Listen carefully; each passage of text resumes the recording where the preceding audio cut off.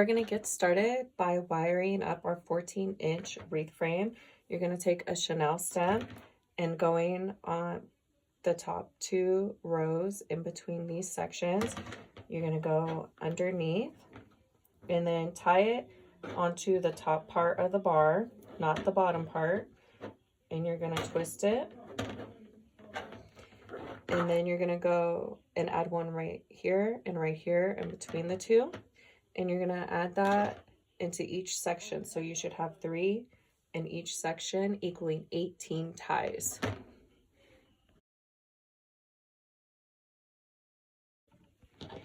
This is what the wreath frame should look like after you have it all wired together. We're going to set that aside and we're going to cut our mesh. This is a drift border stripe mesh. This is 10.5 by 10 yards, and we're going to be cutting 20 pieces, or I'm sorry, we're going to cut 18 pieces at 20 inches, and we're going to be using our rotary cutter and our self-healing mat.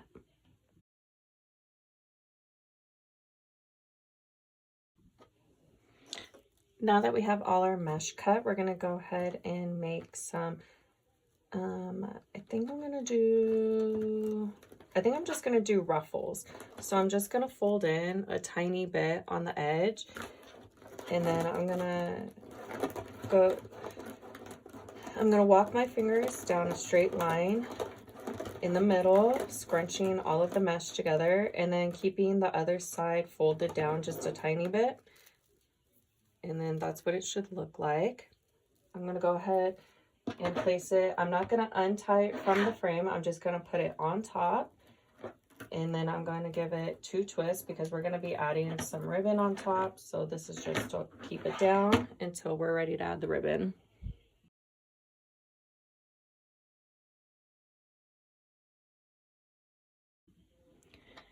Now that we have all the mesh added, we're going to go ahead and add our sign.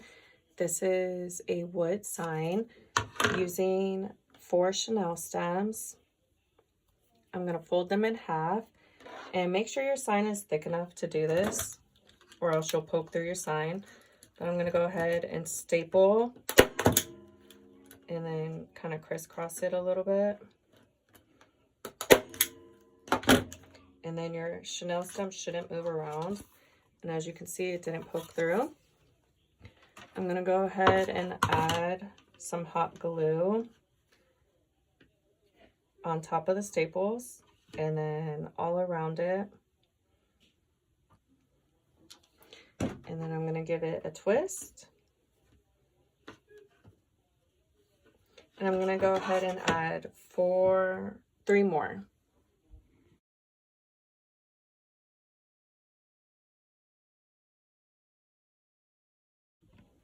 The first ribbon I'm using is this 2.5-inch ribbon. It's really nice. You can actually use the back side as well. And instead of dovetailing it, I'm just gonna fold over the edges like this. And I'm gonna make a 8-inch tail and then 1 5.5-inch loop on each side. Here's what the first ribbon looks like. Super cute. The next ribbon we're using is a second 2.5-inch ribbon. For this one, I'm going to make 1 5-inch loop on each side with an 8-inch tail.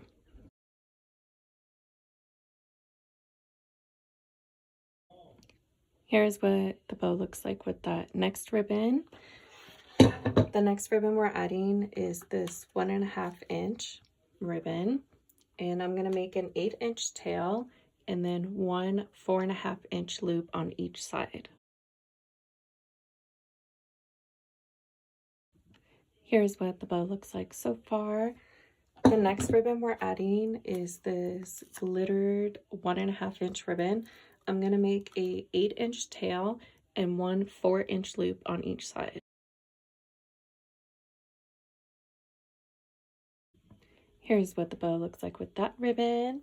The next ribbon we're using is this bunny rabbit ribbon. This is a 1.5-inch ribbon.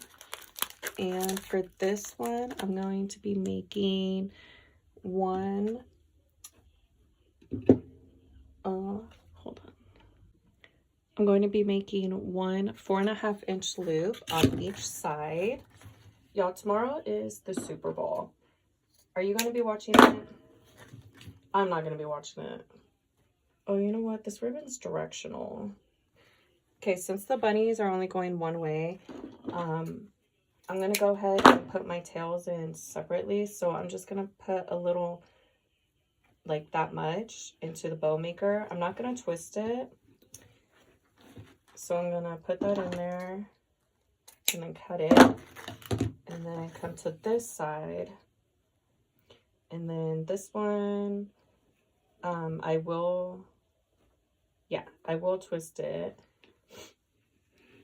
So I'll put it in the bow maker and then twist it. Yeah, I'm not excited to watch the Super Bowl. I'm not even going to watch it tomorrow. We're actually going to Palm Springs. Yeah, another year. If y'all are Chiefs fans, sorry. Sick of y'all. Just kidding. I mean, am I? I don't know. I mean, maybe I'm a little jealous. I'm a little hater right now. But yeah, another year.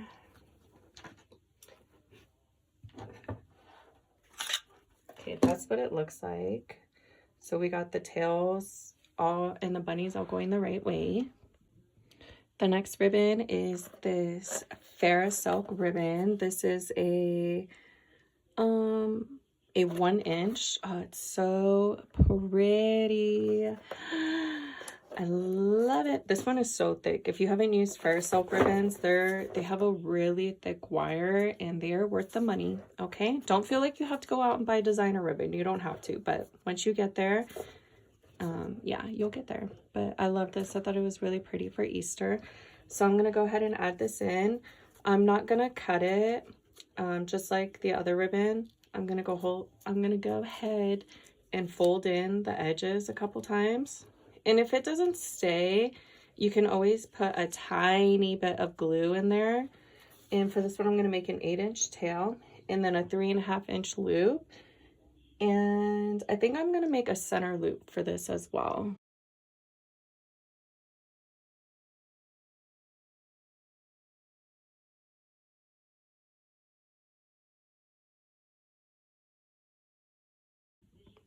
Here it is with the bow on it. Oh my gosh. Like, this just screams Easter to me. I love it.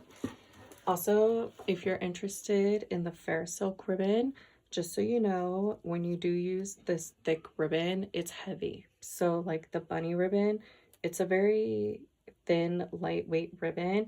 And even this one, the canvas has some weight to it, but this one is so heavy that it does kind of weigh it down. So just keep that in mind.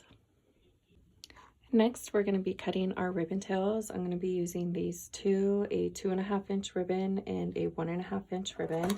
I'm going to cut 12 pieces, so 12 of each, and I'm going to be using my 12-inch ribbon tail cutter.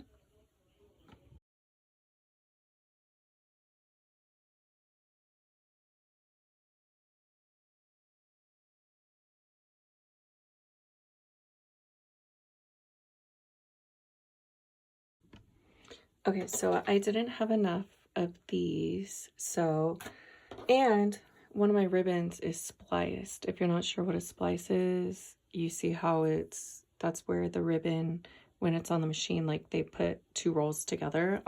Don't use that because, yeah, you don't want that. So that's trash. So instead of having 12, of these, I have 10 of these and then 2 of these. So I'm just going to put them on the bottom to try to frame out the bow. So I'm going to go ahead and add those in.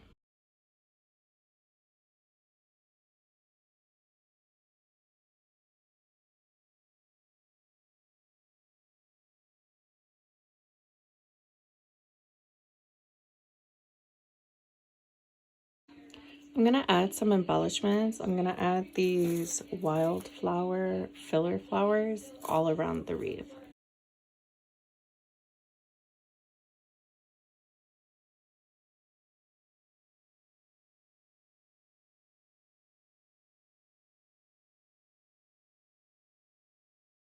you.